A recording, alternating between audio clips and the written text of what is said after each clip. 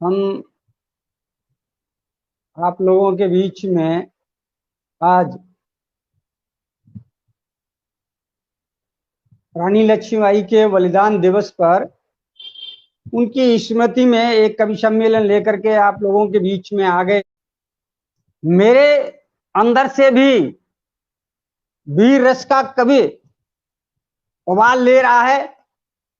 तो थोड़ा सा मैं भी नमन कर दूं ऐसे लोगों को जो इस देश के लिए अपने आप को बलिदान करते हैं कि करता नमन है जी राष्ट्र उन्हें बंधन में, करता नमन है जी राष्ट्र उन्हें वंदन में, राष्ट्र की सुरक्षा में जो देता प्राणोत्तन है, प्राणोत्तन है दधीच के समान वज्र करे, मातृभूमि के चरण सौंप देता मन है, तो सौंप देता मन है मनन वंदे मातरम, सौंप देता मन है मनन वंदे मातरम, मातु भारती के लिए जिंदगी हवन है, और जिंदगी हवन है जो सिर्फ राष्ट्र के लिए, तो जिंदगी हवन है जो सिर्फ राष्ट्र के लिए, तो राष्ट्र उन्हें वंदन में करता नमन है, जिंदगी हवन है जो सिर्फ राष्ट्र के लिए, तो राष्ट्र उन्हें वंदन में करता नमन है। राष्ट्र ऐसे वीरों को नमन करता है। आज केवल लक्ष्मीबाई को ही नहीं, हम उन सभी वीरों को, शहीदों को नमन करना चाहेंगे जिन्होंने इस देश के लिए अपने आप को समर्पित कर दिया। और हमारे अनुराग अगम जी कहते हैं, वाह छंद हो गया भैया जी, एक छंद और देख लीजिएगा कि नमन है चारों धामों अवध को मथुरा को,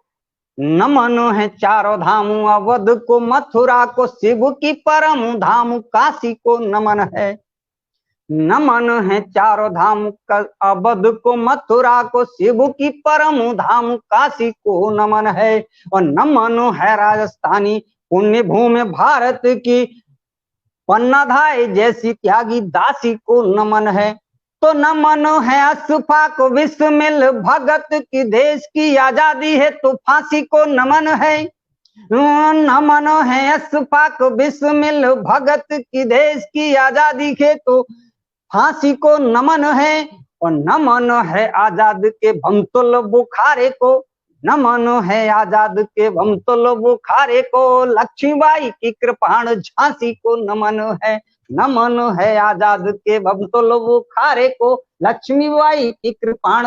झांसी को नमन है। तो झांसी को, झांसी की रानी को नमन करते हुए मैं अगले पड़ाव की ओर बढ़ता हूं। मैंने रानी लक्ष्मीबाई पे सिंहावलोकन घनाक्षरी छंद लिखे हैं। मुश्किल छंद होता है लेकिन चल गई कलम। तो कुछ सिंहावलोकन छंद घनाक्षरी रखता हूं आप लोगों के बीच, जो मैंने रानी लक्ष्मीबाई के हवाले से लिखे हैं। कि देश में विदेशी अत्याचार बढ़ने लगा जो, देश में विदेशी अत्याचार बढ़ने लगा जो, तब रानी झांसी आई मर्दाने वेश में,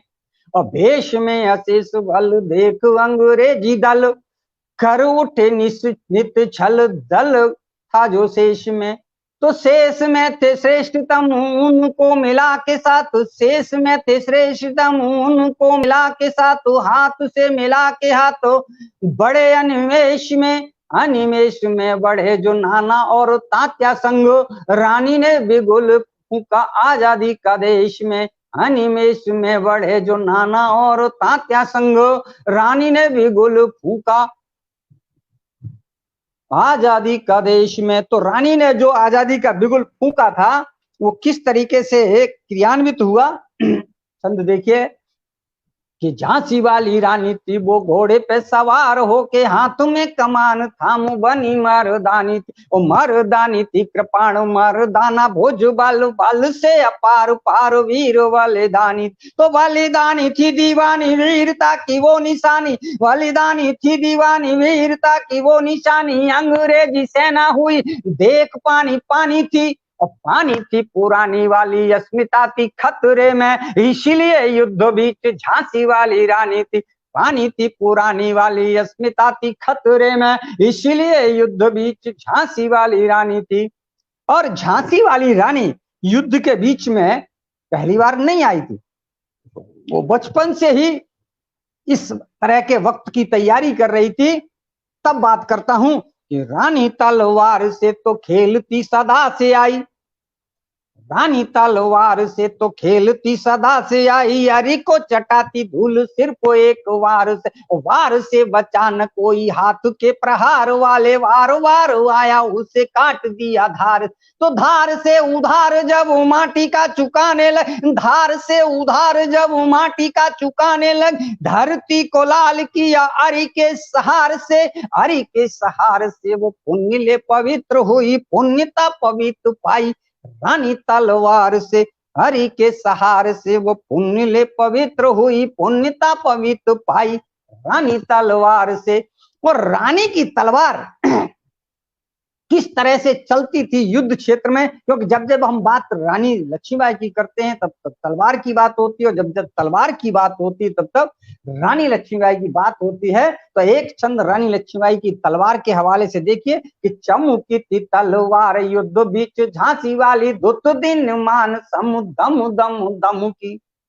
चमकी थी तलवार युद्ध बीच झांसी वाली, दुत दिन मान सम दम दम दम की, और दम की दीप्तिमान दम्भी के दमन हेतु धार से उतारने की दे रही थी धमुकी। तो धमुकी धमाल की हो हरि को मलाल दी, धमुकी धमाल की हो हरि को मलाल दी, दुष्ट धमुकी धमाल की हो हरि को मलाल दियो, दीठ दंग दीखती थी दिव्य दम खम की, दिव्य दम खम की थी दिव्यता दीप्तिमान, चारों ओर दिव्य दम खम की थी दिव्यता दीप्तिमान, चहु और झांसी वाली तलवार चमकी, दिव्य दम खम की थी दिव्यता दीप्तिमान, चहु और झांसी वाली तलवार चमकी। और देखिए रानी जब युद्ध में गई तो बेटे को अपने पीठ पर लाद कर ले गई थी, लेकिन बेटे को खरोंच नहीं आने दी। इस तरह से उसने युद्ध किया। हमारे बीच में बोधि सत्य कस्तूरिया जी कहते हैं अप्रतिम, बहुत बहुत धन्यवाद आपका और सत्य जी। तो लाल को सवाल पीठ कूद गई रण बीच, लाल को सवाल पीठ कूद गई रण बीच, शान से उठाए हुए दीप्तिमान भाल, और भाल को दुसाल से लपेट हाथ ले कटार, रण बीच कूद गई काटती कपाल, तो काटती कपाल को चली गई तुरंग बैठ, काटती कपाल को चली गई तुरंग बैठ, रंग रण में जमाती जीतती वो काल को निहाल कर, काल को निहाल कर जाल सारे काट डाले, दाग नहीं आने दिया पीठ बैठे लाल को, काल को निहाल कर दाग सारे काट डाले, काल को निहाल कर जाल सारे काट डाले, दाग नहीं आने दिया पीठ बैठे लाल को। शेर सिंह यादव जी कहते हैं बहुत सुंदर रचना, बहुत बहुत धन्यवाद आपका। और देखिए युद्ध के बीच में किस तरह से युद्ध चल रहा था कि अरि की भुजा मरोड़, रण को दिया था मोड़, जोर जोर हुआ शोर जय बोलो हरि की हर हर हर गूंज उठी आसमां में, बिन फाड़े फट गई राई काई परी की, तो परी की पिशाचिता को पस्त करने के लिए पल में ही झोंक दी ताकती कुंजरी की, कुंजरी की गूंज गूंज उठी आसमां में, जब वो सेना भाग खड़ी हुई रण छोड़ अड़की। तो इस तरह से होता था। और अब मैं अंतिम छंद, रानी लक्ष्मीबाई ने निस्संदेह बहुत ही शानदार युद्ध किया, लेकिन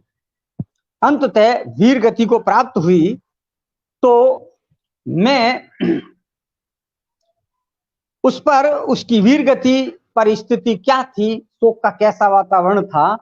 एक छंद देखिए कि वीरता की हो मिसाल वीर गति पा गई, तो धीरज बंधाने लगे धैर्य धर्म धीरता,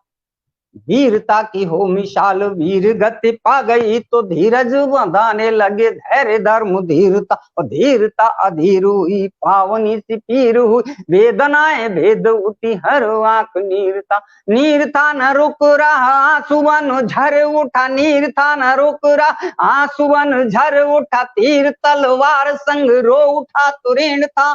तो ऋण था पड़ा हुआ शोक से भरा हुआ, शोक से भरी थी झांसी शोक में थी वीरता। तो ऋण था पड़ा हुआ शोक से भरा हुआ, शोक से भरी थी झांसी शोक में थी वीरता। तो ऐसी रानी झांसी जिसके शोक में वीरता भी नमन करती हो, मैं उसे बार बार प्रणाम करता हूँ।